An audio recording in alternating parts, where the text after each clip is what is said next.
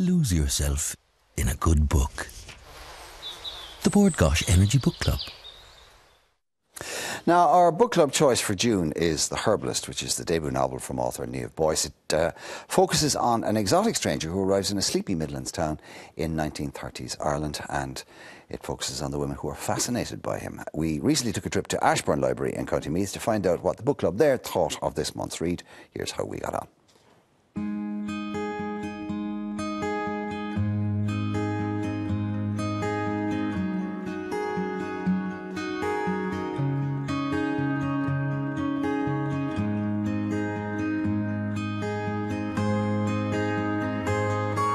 Well, the herbalist of the title is this Indian guy who comes to a small Irish town in the early 1940s, and he sets up a stall in the local market selling lotions and potions and cures for different things, for women's ailments and rheumatism and warts and all kinds of things.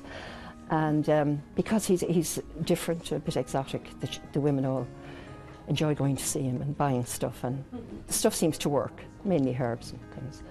And but then there's a darker side to it, and he progresses and does other things, and it comes out that he's actually inducing miscarriages in women. Well, the book is mainly written, if I can put it this way, by Emily, with a little bit of intervention with Aggie in the first person. So you're looking kind of through sort of a microscope at them, but you're not really feeling it's personal. Emily herself is very young. In the very early part of the book, her mother dies and she is abandoned by her father. She has one brother who has his mind on other things. And her other brothers have left the house, so she's effectively on her own. She's abandoned. She's incredibly resourceful and self-reliant. She starts up her own sewing business and makes money that way. She's very dreamy. She wants to be a film star and go to dances, and she becomes a seamstress, and she makes all these beautiful clothes for herself. Well, Emily is very quirky. I think she's full of gumption, and she gets out there. She's a bit mad, So I think she's a real lightness in the book, and obviously, of course, taking the case at the end, that she goes to court and she tells the lie, but she tells the truth. Is very interesting and in a way amazing. For her age, that she does it, but that's believable. Somehow she does make that believable that a young girl is actually able to do that. I loved the book. I loved the period it was set in. I loved the characters. I thought they were really well drawn.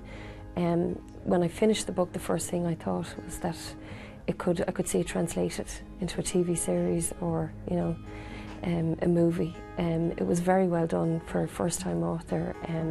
The women in it were really strong. What they went through, what women faced during that time, everything was in the book. There was a lovely balance actually between description and dialogue, which I really enjoyed.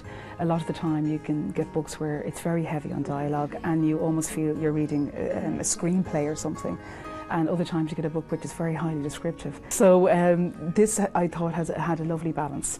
There's several stories going on, I think, for a start-up. I mean, it's called The Herbalist, but in fact The Herbalist isn't in some ways, there isn't much about him. It's more all these other women around, and you're sort of seeing their story, and I found myself very kind of wondering how they'd all got there. Their backstory is very much only alluded to, and you sort of think, well, how have they got there, which I think is great, because that's actually what you need in a book. You can't have, people are not two-dimensional. You can't ever have that a book is just the characters as they appear in this snapshot. They've always come to something with that, and there's plenty of that going on in the book. I liked it. As I say, there was a lot of subjects mentioned, but like invert was used, obviously, but so there was a bit touched on using different wording that you wouldn't associate directly with what the author is portraying, but indirectly you do associate it. The only thing was some of the chapters were very short, and it was a bit jumpy. So it was going quickly from maybe Sarah to Emily. I got, in places I found it a little bit confusing as to which person they were talking about, because it was written in the first person I, so you had to figure out what they were doing and relate it back to the character. The court case, I felt, was glossed over a little bit in the book. I would have liked maybe a little bit more detail it seemed that it was kind of wrapped up very quickly,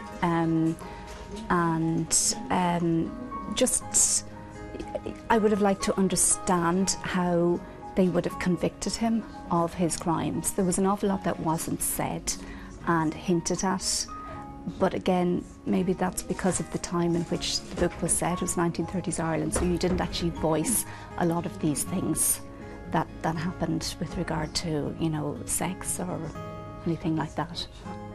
Oh, I think any woman would enjoy it. Men not so much, I think, you know, but maybe, but generally women, I think, yeah, because it's women's stories, you know, yeah.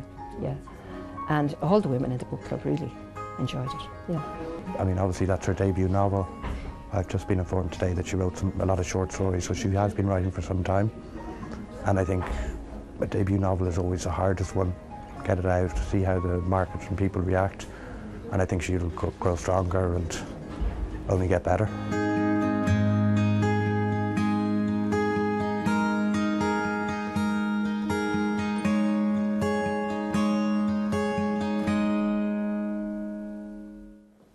The Herbalist by Emer Boyce, I beg your pardon, is our book, and I think the general consensus among our reviewers was that this is a major new talent. Now, congratulations to Sarah Barry from Nace in County Kildare, who is the winner of this month's book club competition. Next month's book club choice is Beatsploitation by Kevin Curran, which focuses on a disillusioned teacher who goes to extraordinary lengths to keep his dreams of a musical career, musical stardom alive. Now, if you want to be in with a chance to win a 16-gig Versus tablet and a book club goodie bag, then send us your reviews, and they shouldn't be any longer than 50 words.